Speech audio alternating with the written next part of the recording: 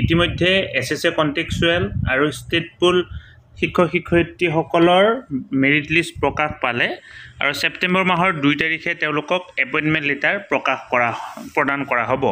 এতিয়া কথা হ'ল তেওঁলোকক কোন বিদ্যালয়ত কাৰণে এপইণ্টমেণ্ট লেটাৰ প্ৰদান কৰা হ'ব। বৰ্তমান যিখন বিদ্যালয়ত তেওঁলোকে কৰ্মৰত সেই বিদ্যালয়তে তেওঁলোকক এপইণ্টমেণ্ট দিয়া হ'ব নে আন বিদ্যালয়ত তেওঁলোকক এপইণ্টমেণ্ট দিয়া হ'ব, এই লৈ ছাৰ বাইদেউসকলৰ মাজত এটি উৎকণ্ঠা চলি আছে আৰু আজি ভিডিঅ'টোৰ জৰিয়তে সেই কথাটো ক'বৰ কাৰণে চেষ্টা কৰিম। শিক্ষামন্ত্ৰী মহোদয়ে এক বিশেষ পোষ্ট দিছে।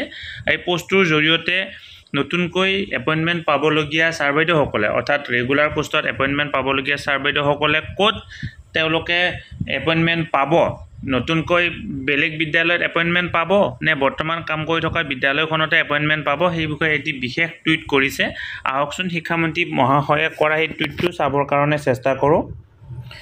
এইটো হৈছে শিক্ষামন্ত্ৰী মহাশয়ৰ এটি বিশেষ টুইট। ইয়াতে তেখেতে উল্লেখ কৰিছে, the teacher will be posted in the same schools where they are presently serving as SSA/ state pool contextual teacher. অৰ্থাৎ তেওঁলোকে বৰ্তমান যিখন বিদ্যালয়ত কৰ্মৰত সেই বিদ্যালয়খনতে তেওঁলোকক কি কৰা হ'ব, এপইণ্টমেণ্ট দিয়া হ'ব। অৰ্থাৎ এতিয়া ছাৰ বাইদেউসকলে বৰ্তমান যিখন বিদ্যালয়ত চাকৰি কৰি আছে এছএছএ কণ্টেক্সুৱেল হিচাপে ৰেগুলাৰ হোৱাৰ পিছতো তেওঁলোকে ৰেগুলাৰ এপইণ্টমেণ্ট পোৱাৰ পিছতো তেওঁলোকে সেই বিদ্যালয়খনতে কি পাব, চাকৰি কৰিবৰ কাৰণে সক্ষম হ'ব। অৰ্থাৎ এপইণ্টমেণ্ট তেওঁলোকে সেই নিৰ্দিষ্ট বিদ্যালয়খনতে এপইণ্টমেণ্ট লেটাৰ পাবৰ কাৰণে সক্ষম হ'ব। গতিকে ছাৰ বাইদেউসকল ভিডিঅ'টো যদি এই কথাখিনি জনালোঁ, আপোনালোকে যিমান পাৰে সিমান ভিডিঅ'টো আগলৈকে ফৰৱাৰ্ড কৰিব। ধন্যবাদ।